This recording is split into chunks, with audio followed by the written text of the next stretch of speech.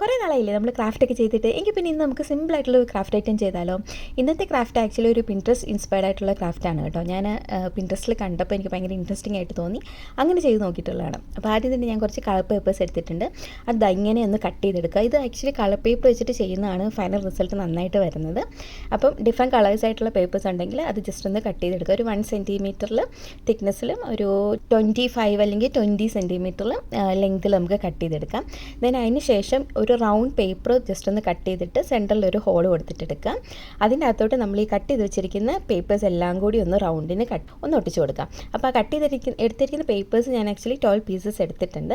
അപ്പോൾ അത്ര അതിലോട്ട് പേസ്റ്റ് ചെയ്തതിന് ശേഷം എഗെയിൻ ഒരു പേപ്പർ വെച്ചിട്ട് ഒന്ന് കവർ ചെയ്യുക, സെയിം റൗണ്ട് വെച്ചിട്ട്.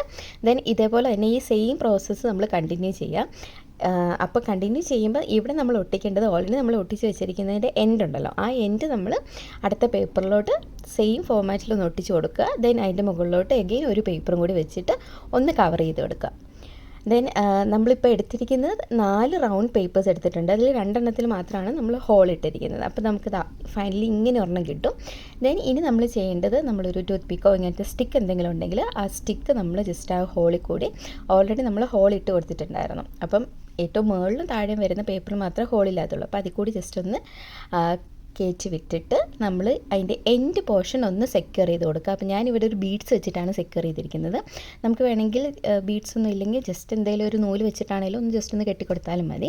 അതിന് ശേഷം നമ്മുടെ താഴെ നമ്മൾ കൈ പിടിക്കുന്ന ആ പോർഷനിൽ എഗെയിൻ ഒരു പേപ്പർ വെച്ചിട്ട് ഒന്ന് കട്ട് ചെയ്തിട്ട് അതും ഒന്ന് ഒട്ടിച്ച് കൊടുത്ത് സെക്യൂർ ചെയ്യുക. ദെൻ നമ്മൾ ആ ലാസ്റ്റ് കൊടുത്തിരിക്കുന്ന ആ ഒരു പോർഷനെ പിടിച്ച് തിരിക്കുമ്പോഴാണ് നമുക്ക് ഇങ്ങനത്തെ ഡിഫറൻ്റ് ആയിട്ടുള്ള ഷേപ്പിൽ കിട്ടുന്നത്. ഇത് ഭയങ്കര രസമാണ് കേട്ടോ ഇങ്ങനെ ചെയ്തുകൊണ്ടിരിക്കാനായിട്ട്. ഞാൻ ആക്ച്വലി ഇത് ചെയ്തിട്ട് കുറേ ടൈം അങ്ങോട്ടും ഇങ്ങോട്ടും എല്ലാം തിരിച്ച് നോക്കി. ഭയങ്കര ഇൻട്രസ്റ്റിംഗ് ആണ്. ഇത് കുട്ടികൾക്കൊക്കെ ഉണ്ടാക്കി കൊടുക്കുകയാണെങ്കിൽ ഭയങ്കര രസമായിരിക്കും. അവർക്കിങ്ങനെ ചെയ്തുകൊണ്ടൊക്കെ ഇരിക്കാൻ വേണ്ടിയിട്ട് സിമ്പിളായിട്ടുള്ളൊരു ക്രാഫ്റ്റാണ്. അപ്പോൾ എല്ലാവരും ഒന്ന് ട്രൈ ചെയ്ത് നോക്കുക. അടിപൊളിയാണ്, സിമ്പിളാണ്.